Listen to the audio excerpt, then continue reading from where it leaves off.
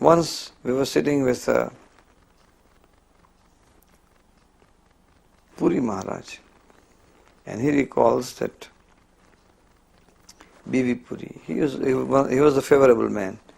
He called Prabhupada, and when Prabhupada put the Mayapur cornerstone, many Gaudiya did not come, but he came. In fact, he went to invite everybody, and they were not coming, but he came.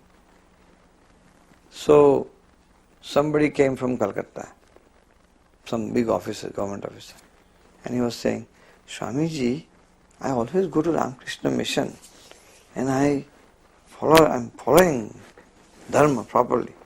So Prabhupada said, you know these disciples of mine, these Western disciples, they will not go to Ramakrishna mission even to pass urine there. And then he blasted this man. He said that, what is this Jatoma Tatopas? What does he teach? You are going there, but do you know what he is teaching? He is teaching you don't have to go to the temple, you don't have to chant, you just build your body and you just serve the poor. But Bhagavad Gita, there are 700 verses. Is any verse saying like this?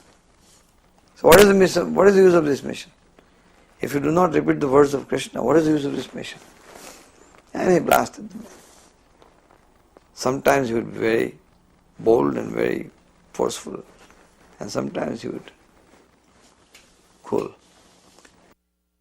There's a quality that Lord Krishna is described as being bhavagrahi janardanam, that he just accepts the essence of the bhakta's love or devotion that's offered to him. He accepts the essence of the offering. So Prabhupada was so much like that. He really just took the essence of what a person was offering. He could see right through and see right to the essence of what was being presented. If someone was approaching him with arrogance, he could cut right through that. Or there was just a kernel of sincerity, he would take that. And he saw what was hidden and what no one else would see. He was so totally unstereotyped and so transcendent.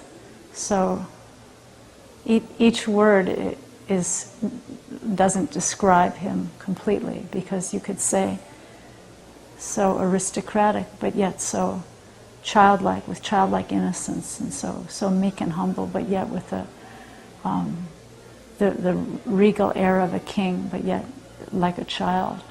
So beautiful, so unassuming, and so immanently present at every moment,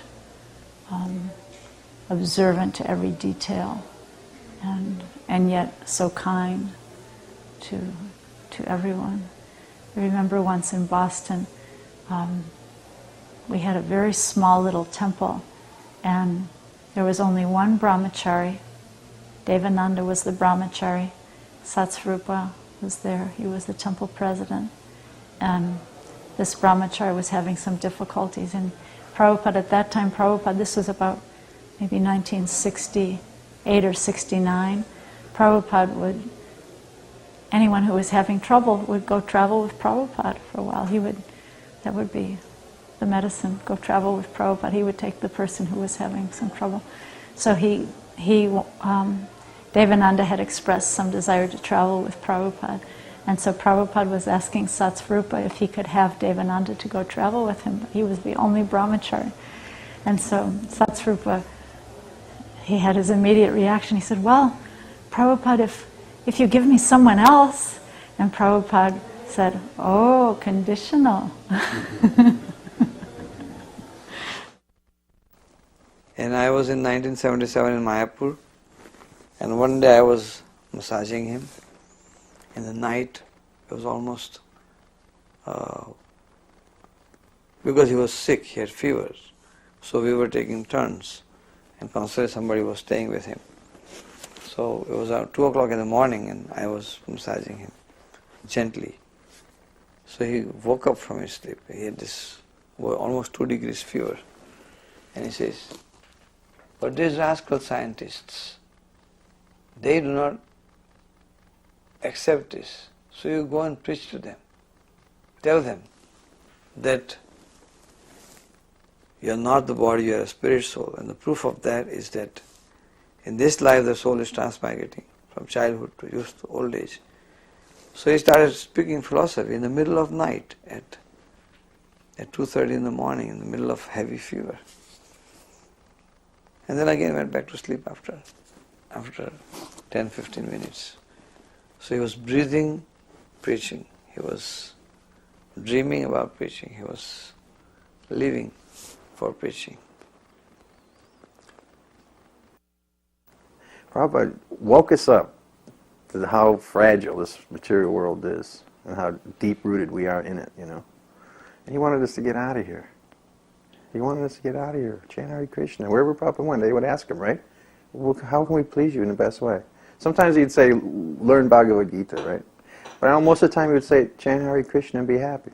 That's what he really wanted from us, you know. You have to work like an ass to make a few bucks. Krishna will provide. Just chant Hare Krishna. Always remember Krishna. Everything for Krishna. Krishna, Krishna, Krishna. And that was his mercy on us. He gave us Krishna. He gave us the holy names. He gave us the movement of Lord Chaitanya. Wow. Wow. This personality. This divine grace. Jai Shri